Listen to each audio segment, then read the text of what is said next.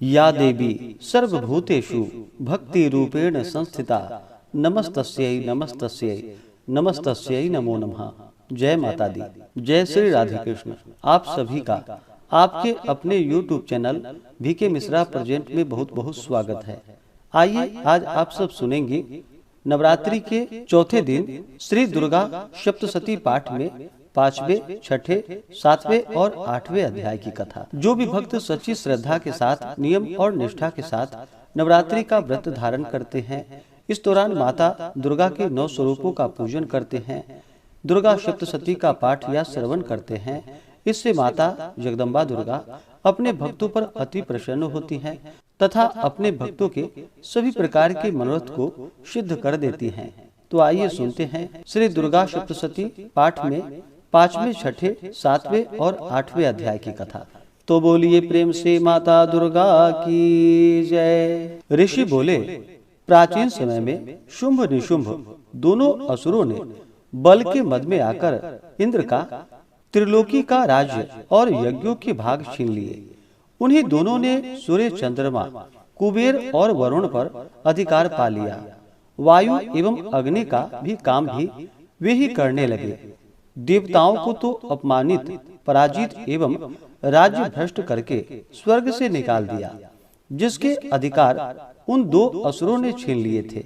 सभी पराजित देवता अपराजित देवी का स्मरण करने लगे कि उस देवी का तो हमें वर दिया हुआ है कि आपत्ति काल में मेरा स्मरण करने पर तुम्हारे महान संकट तत्क्षण ही दूर कर दूंगी। यही विचार कर पर्वतराज हिमालय पर सभी देवता पहुँचे। वहाँ भगवती की स्तुति करने लगे। देवता बोले, देवी एवं महादेवी को नमस्कार हो, शिवा को सदा नमस्कार हो, प्रकृति भद्रा को नमस्कार हो। हम सविनय उस भगवती को प्रणाम करते हैं। रौद्र रूपा को नमस्कार, नित्य स्वरूप गौरी धात्री को नमो नमः हो, ज्योत्सना चिंद रूपिणी चंद्र स्वरूपा सुखमयी को निरंतर नमो नमः। प्रणाम करने वालों की उन्नति करने वाली सिद्धि स्वरूपा को नमस्कार हो। दैत्यों की लक्ष्मी राज्य लक्ष्मी शंकर पत्नी माता जी को नमो नमः हो। दुर्गा संकट से पार कराने वाली दुर्गा पारा सारूप सारा सर्वकारिणी ख्याति कृष्णा ध्रुमा देवी को निरंतर नमस्कार हो। अत्यंत सुंदर एवं अत्यंत भयंकर रूप उस देवी को बार बार प्रणाम हो। जगत की प्रतिष्ठा रूपा कीर्ति देवी को नमो नमः हो। जो देवी सभी प्राणियों में चेतना भरती जाती हैं, उन्हें नमस्कार, उन्हें नमस्कार, उन्हें बारंबार नमस्कार हो। जो देवी सभी प्राणियों में निद्रा रूप में कही गई हैं, उन्हें नमस्कार, उन्हें बारंबार नमस्कार। जो देवी सभी जंतुओं में सुधा और छाया तथा तृष्णा रूप से स्थित हैं, उसे बार बार नमस्कार हो। जो देवी सभी प्राणियों में क्षमा, शक्ति तथा तृष्णा रूप से स्थित हैं, उसे नमस्कार, उसे नमस्कार, उसे बारंबार नमस्कार हो। जो देवी सब प्राणियों में लज्जा, शांति और श्रद्धा रूप स्थित हैं, उसे नमस्कार, उसे नमस्कार, उसे बारंबार नमस्कार हो। जो देवी सभी प्राणियों में कांति रूप में स्थित हैं, उन्हें नमस्कार, उन्हें बारंबार नमस्कार हो। जो देवी सभी प्राणियों में भ्रांति, कांति और लक्ष्मी रूप में स्थित हैं, उसे नमस्कार, उसे नमस्कार, उसे बार बार नमस्कार हो। जो देवी इस सारे जगत में व्यापक होकर चैतन्य रूप से स्थित हैं, उसे नमस्कार, उसे नमस्कार, उसे बार बार नमस्कार हो। प्राचीन काल में अपने मनोरथ की सिद्धि के लिए देवताओं ने जिन देवी की स्तुति की, इस प्रकार कई दिनों तक सुरपति इंद्र जिनकी सेवा करता रहा, वह मंगल रूपा परमेश्वरी हमारा मंगल एवं कल्याण करे और हमारी आपत्तियां दूर करे। दुष्ट दैत्यों से संतापित हम संपूर्ण देवता जिस भगवती ईश्वरी को नमस्कार कर रहे हैं और जो भक्ति पूर्वक नर्मदा के स्वरूप मनुष्यों द्वारा स्मरण की जाने पर उनकी सभी विपत्तियां नाश कर देती हैं, वह हमारी भी सभी विपत्तियां दूर करे। ऋषि बोले कि हे राजन, देवता लोग जब इस प्रकार भगवती की स्तुति कर रहे थे, उस समय श्री गंगा जी के जल में स्नान करने के लिए श्री पार्वती जी आई। उस समय सुंदर भौहों वाली पार्वती जी ने देवताओं से कहा कि आप लोग किसकी स्तुति कर रहे हैं। तब उनके शरीर कोश से प्रकट होकर शिवा बोली, देवताओं, शुंभ दैत्य से सताए हुए एवं संग्राम में निशुंभ से पराजित हुए मिलकर मेरी ही स्तुति कर रहे हैं। श्री पार्वती जी के शरीर कोश से तभी श्री अंबिका जी का प्राकट्य हुआ। इसी कारण सारे संसार में वह कौशिकी नाम से प्रसिद्ध है। इस प्रकार जब कौशिकी प्रकट हुई, तब श्री पार्वती जी काली के रूप में हो गई। हिमालय में रहने के कारण इनका काली का नाम विख्यात हुआ। इसके अनंतर शुंभ निशुंभ के नौकर चंड तथा मुंड ने वहां आकर उस अंबिका देवी को देखकर, जो उस समय परम सुंदरता धारण की थी, उन दोनों ने शुंभ दैत्य को जाकर कहा कि हिमालय को अपनी कांति से प्रकाशित करती हुई परम सुंदर स्त्री वहां बैठी है। वैसा उत्तम परम सुंदर रूप किसी ने भी कहीं नहीं देखा होगा। हे असुरराज, वह देवी कौन होगी? इस बात का आप ही पता लगाइए और उसे ग्रहण करें। वह स्त्री क्या है? रत्न ही है। उसके तो सभी अंग बड़े मनोहर हैं। अपनी दिव्य कांति से दिशाओं को प्रकाशित कर रही है। हे दैत्येंद्र, वह बैठी हुई है, आप उसे देख सकते हैं। हे प्रभु, जैसे भी हो आप उसे ग्रहण कीजिए। ऋषि बोले, तब चंड मुंड के वचन सुनकर शुंभ ने महाअसुर सुग्रीव को दूत बनाकर देवी के पास भेजा और कहा कि तुम मेरी ओर से उनसे इस प्रकार कहना और इस प्रकार का उपाय करना, जिससे कि वह प्रसन्न होकर अत्यंत शीघ्र ही यहाँ आ जाए। यह सुनकर वह दैत्य पर्वत के उस प्रदेश में पहुंचा, जो कि अत्यंत सुंदर था। वहां ही देवी खड़ी थी। वहां जाकर उसने देवी को बहुत मधुर वाणी द्वारा कोमल वचन कहे। दूत बोला कि हे देवी, दैत्यों का स्वामी शुंभ तीनों लोकों में परमेश्वर है। मैं उसका दूत हूँ। आपके पास उसने भेजा है। मैं यहाँ आया हूँ। सभी देव जातियों में कोई भी ऐसा देवता नहीं जो उसकी आज्ञा न मानता हो। उसने सभी देवताओं को परास्त कर दिए हैं। अब आपके लिए उसका जो संदेश है वह मुझसे सुनिए। उसने कहा, सारा त्रिलोक मेरा हो चुका है। सभी देवता मेरे अधीन हैं।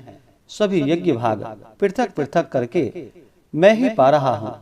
त्रिलोक भर में उत्तम सभी रत्न मेरे अधीन हो चुके हैं। उसी प्रकार इंद्र के वाहन श्रेष्ठ ऐरावत हाथी को मैंने छीन लिया है। देवताओं ने क्षीर समुद्र से उत्पन्न उच्चैः स्रवा नामक अश्वरत्न प्रणाम करके मुझे भेंट कर दिया है।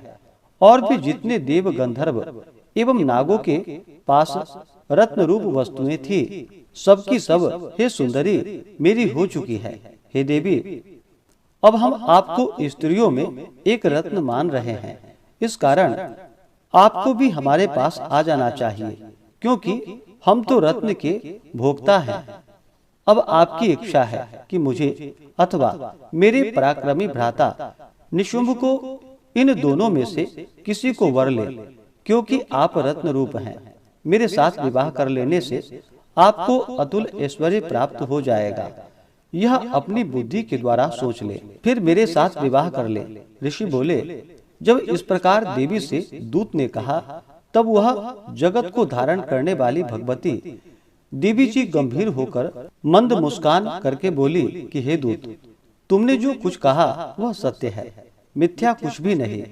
इसमें संदेह नहीं है कि शुंभ त्रिलोक का स्वामी है और निशुंभ भी वैसा ही है।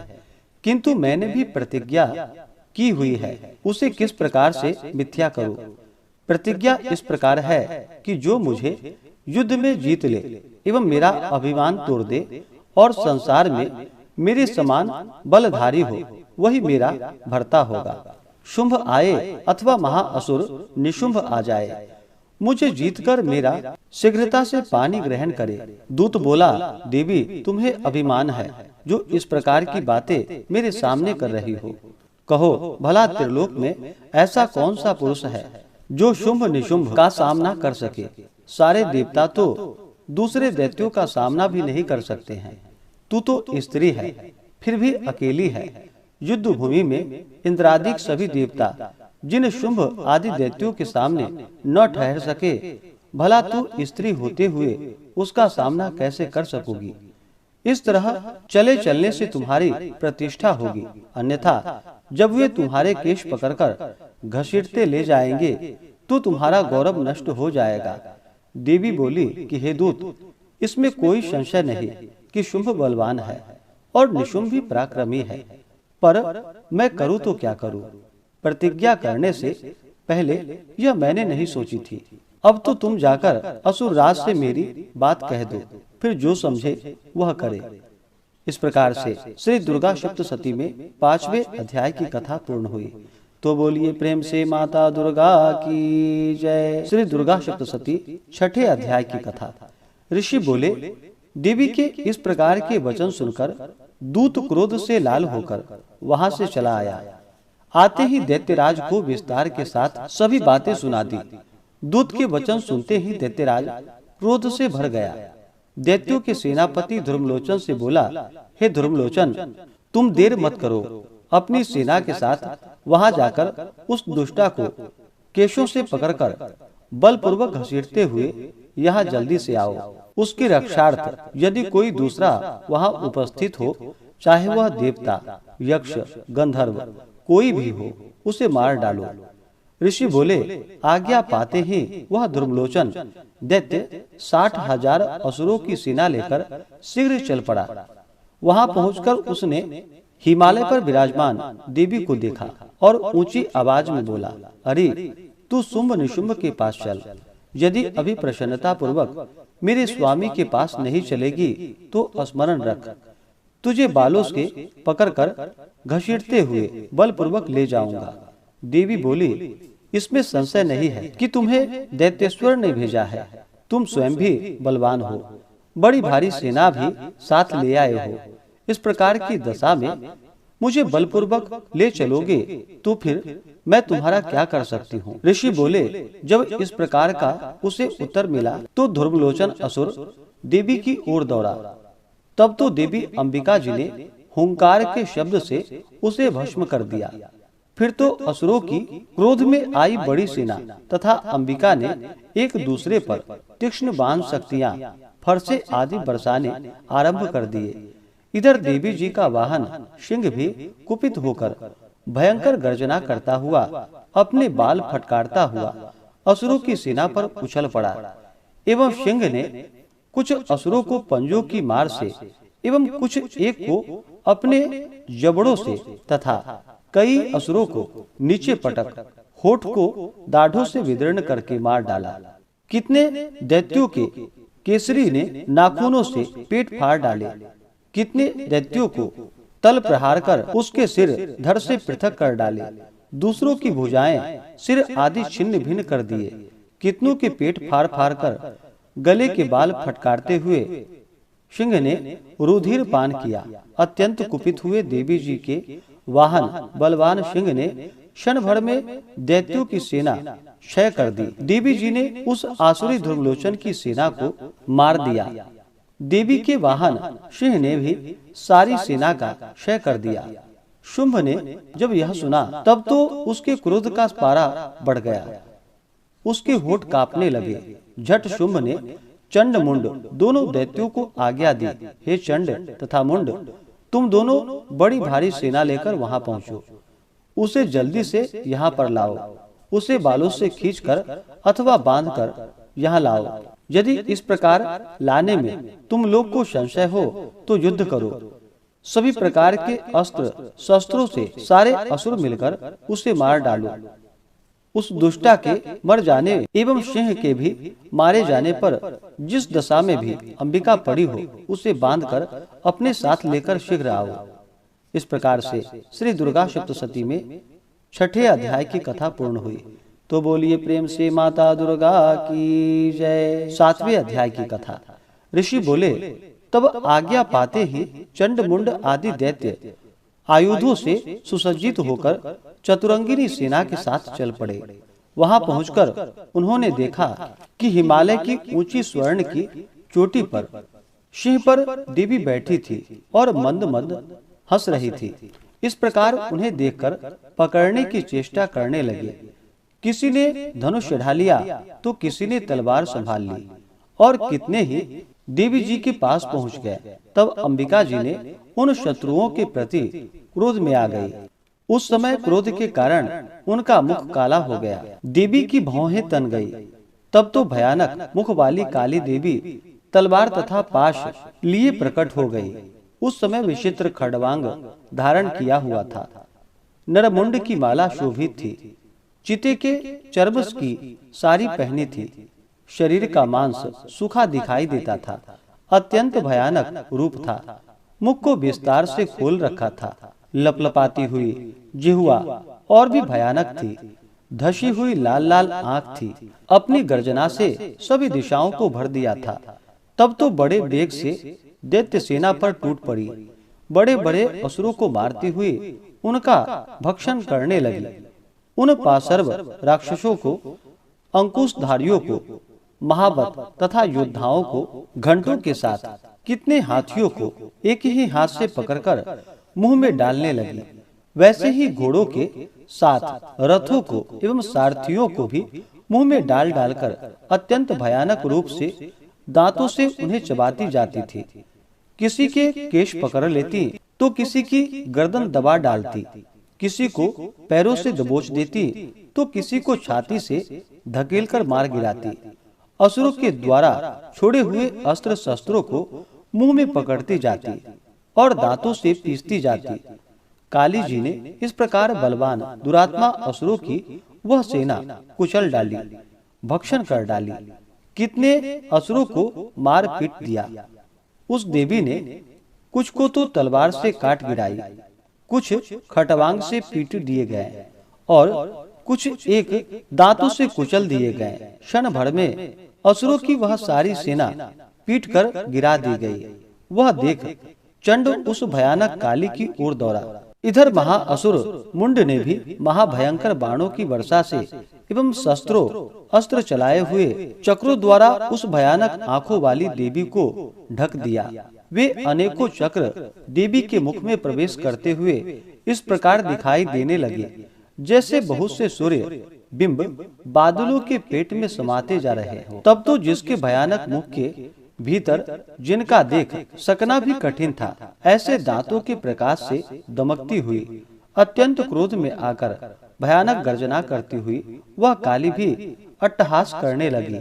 हुम हुम करती हुई बहुत बड़ी तलवार लिए हुए देवी चंड पर कूद पड़ी। उसके बालों को पकड़कर उसी तलवार से झट चंड का सिर काट दिया। तब चंड को इस प्रकार मारा गया देखकर मुंड देवी की ओर दौड़ा। कुपित काली देवी ने तलवार से मारकर पृथ्वी पर मुंड को भी गिरा दिया। तब महाबली मुंड को मारा हुआ देखकर और सेना का नाश देखकर बची खुची सेना भयभीत होकर इधर उधर भाग गई। अतः काली जी ने चंड तथा मुंड के सिर हाथ में ले लिए। फिर भयानक अट्टहास करती हुई चंडिका के पास पहुंचकर बोली कि मैं यह चंड और मुंड नामक महापशु आपको भेंट चढ़ा दिए। अब तो युद्ध में शुंभ निशुंभ का आप स्वयं वध करना।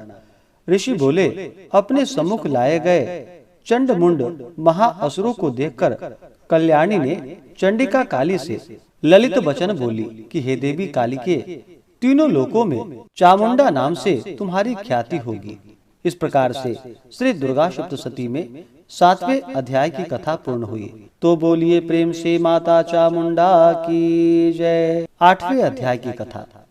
ऋषि बोले, चंड तथा मुंड दोनों दैत्यों के मारे जाने पर एवं बहुत सी सेना के भी क्षय हो जाने पर असुरराज महाप्रतापी शुंभ के चित्त में भारी क्रोध पैदा हो गया। उसने सभी दैत्यों की सेना को युद्ध के लिए आज्ञा दी। उसने कहा, आज उदायुध नामक 86 सेनापति अपनी सारी सेना को लेकर चले। कंबु नामक 84 सेनापति भी अपनी सेना के साथ युद्ध के लिए निकले। मेरी आज्ञा से 50 करोड़ वीर कुल के असुर तथा 100 धौम्र कुल के सेनापति सेनाओं के साथ कूच करे और फिर मेरी आज्ञा से कालका, मौर्य, दौहिर्द, कालकेय सभी असुर तैयार होकर शीघ्र प्रस्थान करे। भयंकर शासन करने वाले असुरराज शुंभ ने इस प्रकार आज्ञा देकर स्वयं भी बहुत सी सहस्त्रों सेनाओं के साथ प्रस्थान कर दिया। तब चंडिका ने देखा कि अब इस ओर भयानक सेना साथ लेकर निशुंभ आ रहा है। तब तो उन्होंने अपने धनुष की टंकार करके पृथ्वी पर आकर के मध्य भाग को गुंजा दिया। हे राजन, उस समय सिंह ने भी बड़ी भारी गर्जना की। फिर अंबिका जी ने घंटा बजाकर उस गर्जना को और भी बढ़ा दिया। उस शब्द को सुनकर दैत्य सेनाओं ने चारों ओर से आकर देवी सिंह और काली को क्रोध के साथ घेर लिया। इसी अवसर के मध्य में हे राजन, दैत्यों के लिए तथा देवताओं की वृद्धि के लिए अत्यंत बल एवं पराक्रम से प्रसन्न होकर ब्रह्मा, विष्णु, शिव, कार्तिकेय स्वामी, इंद्र आदि देवों की शक्तियां उन्हीं के शरीर से निकलकर उन्हीं रूपों से चंडिका के पास आई। जिस देवता का जो स्वरूप, जैसा भूषण तथा वाहन है, उन्हीं वस्तुओं से संपन्न होकर उस देवता की शक्ति वही रूप धारण कर दैत्यों के साथ युद्ध करने आ गई। ब्रह्मा जी की शक्तियां, जिसे ब्रह्माणी कहा जाता है, वह हंसों से जुते हुए विमान पर आरूढ़ भी वह अक्षसूत्र कमंडलों से शोभित थी। सबसे प्रथम उपस्थित हुई। माहेश्वरी की शक्ति वृषभ पर विराजमान सुंदर त्रिशूल धारण किए, महासर्पों के कंकण धारण किए, मस्तक पर चंद्र रेखा सुशोभित थी, वह माहेश्वरी शक्ति आई। कार्तिक स्वामी की शक्ति हाथ में शक्ति लिए मोर पर आरूढ़ गुह रूपिणी कौमारी अंबिका शक्ति दैत्यों से युद्ध करने आई। वैसे ही विष्णु की शक्ति गरुड़ पर सवार होकर शंख, चक्र, गदा, शांग एवं शंख हाथ में लिए वह वैष्णवी शक्ति आ गई। यज्ञ वाराह का विचित्र रूप धारण करने वाले विष्णु की वाराह की शक्ति वैसे ही शरीर धारण करके वहां आई। नृसिंह जी के समान शरीर को धारण किए, गर्दन के बालों के फटकारने से आकाश की तारों को बिखेरती हुई नारसिंही शक्ति वहां आ पहुंची। इंद्र की शक्ति इंद्र के समान रूप वाले 1000 नेत्र धारण किए, वज्र हाथ में लेकर ऐरावत गजराज पर आरूढ़ होकर वहां आ गई। तब उन देव शक्तियों से घिरे हुए शंकर जी ने चंडिका से कहा, मेरी प्रसन्नता के लिए शीघ्र से शीघ्र इन असुरों का संहार करो। तब देवी के शरीर से अत्यंत भयानक सैकड़ों गिदरियों की भांति हूं करती हुई बड़ी चंडिका शक्ति प्रकट हो गई। तब उस अपराजिता देवी ने धुएं जैसी जटा वाले शिव से कहा, भगवान, आप दूत बनकर शुंभ निशुंभ के पास जाएं। वहां जाकर उन महाअभिमानी शुंभ निशुंभ दानवों को तथा युद्ध में आए हुए दूसरे दानवों को भी कहें कि हे दानवों, यदि तुम लोग जीना चाहते हो तो त्रिलोक का राज्य इंद्र प्राप्त करे, सभी देवता यज्ञ भाग पाएं और तुम लोग पाताल में चले जाओ। यदि तुम्हें कुछ बल का अभिमान हो और युद्ध की अभिलाषा हो तो आ जाओ। तुम्हारे मांस से यह मेरा गिदरियां तृप्त हो जाएं। इस दूत रूप में स्वयं शिव को ही देवी जी ने नियुक्त किया। वह शिव शक्ति संसार में शिव दूती इस नाम से विख्यात हुई। जबकि शिव द्वारा कथित देवी जी के वचन उन महाअसुरों ने सुने तो बड़े क्रोध में आ गए और वहां कात्यायनी देवी स्थित थी, उस ओर बढ़ने लगी। वह कुपित होकर उन देव शत्रुओं ने बाण, शक्ति, रिष्टि आदि आयुधों से देवी जी पर पहले वर्षा करना आरंभ कर दिया। तब टंकार करके धनुष द्वारा पैने पैने बाण छोड़कर देवी जी ने खेल ही खेल में उनके फेंके हुए बाण, शूल, शक्ति, परशु आदि शस्त्रों को काट डाला। फिर काली भी उसके सामने होकर शत्रुओं को शूल के प्रहारों से चीरती फाड़ती हुई खटवांग से कुचलती मारती विचरण करने लगी। इधर ब्राह्मणी शक्ति भी जिस ओर दौड़ती उस ओर अपनी कमंडलू का जल छिड़क देती, जिससे शत्रुओं का पराक्रम एवं तेज नष्ट हो जा रहा था। माहेश्वरी शक्ति ने त्रिशूल द्वारा, वैष्णवी शक्ति ने चक्र द्वारा और कौमारी शक्ति ने शक्ति द्वारा उन दैत्यों का क्षय करना आरंभ कर दिया। ऐन्द्रिय शक्ति के वज्र गिराने से सैकड़ों दैत्य दानव विदीर्ण हो होकर रुधिर के पनाले बहाते हुए पृथ्वी पर गिरने लगे। वाराही शक्ति ने तो कुछ एक को तुंड प्रहार से मार गिराया। कितने दैत्यों की छातियां अपनी दाढ़ों के अग्रभाग से चीर डाली। वाराह मूर्ति ने चक्र द्वारा बहुत से दैत्य चीर फाड़ डाले। कितने महादैत्यों को नारसिंही शक्ति अपने नाखूनों से विदीर्ण करके खाने लग गई। कितने दैत्य शिवदूती के कठोर अट्टहास से भयभीत होकर पृथ्वी पर गिरते गए, फिर उन्हें वह खाती गई। इस प्रकार वह अत्यंत कुपित होकर अनेकों उपायों द्वारा बड़े बड़े दैत्यों को मारते हुए मातृगण को देखकर दैत्य शत्रुओं के सैनिक भाग निकल गए। उन दैत्यों को मातृगण से पीड़ित होकर भागता हुआ देखकर क्रुद्ध हुआ महाअसुर रक्तबीज युद्ध करने के लिए आ धमका। रक्तबीज के वज्रमय शरीर से एक भी रुधिर बिंदु जब पृथ्वी पर गिरता तब उसी के समान बलवान दूसरा असुर पैदा हो जाता। उस महाअसुर ने आकर ऐन्द्रिय शक्ति के साथ युद्ध किया। तब ऐन्द्रिय शक्ति ने अपने वज्र के द्वारा रक्त बीज की ताड़ना की। वज्र के लगते ही उसके शरीर से बहुत सा रुधिर बहने लगा। रुधिर की एक एक बूंद से बहुत से असुर योद्धा पैदा हो गए, जिसका रूप पराक्रम रक्त बीज के समान था। जितनी भी रक्त की बूंदे शरीर से गिरी, उतने ही उसके सदृश बलवीर पराक्रमी असुर उत्पन्न हो गए। वे रक्त से उत्पन्न हुए असुर भी अत्यंत भयानक अस्त्र शस्त्र से सुसज्जित मातृगणों के साथ लड़ने लगे।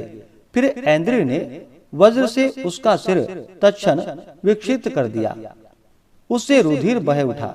तब पुनः हजारों असुर उस रुधिर से पैदा हो गए। वैष्णवी शक्ति ने चक्र द्वारा उन्हें मारा। ऐन्द्रिय ने गदा द्वारा असुरराज की ताड़ना की। वैष्णवी ने चक्र से क्षत होने पर उसके शरीर से जो ही रुधिर अस्त्राव हुआ, उससे हजारों उसी के समान महाअसुर पैदा हो गए, जिनसे संपूर्ण जगत भर गया। उन्हें कौमारी ने शक्ति से मारा, वाराही ने तलवार से, माहेश्वरी ने महाअसुर रक्तबीज को त्रिशूल से हनन किया। उस दैत्य ने भी गदा द्वारा सभी मातृगणों को पृथक पृथक मारा। उस समय रक्तबीज बड़े क्रोध में समाविष्ट था।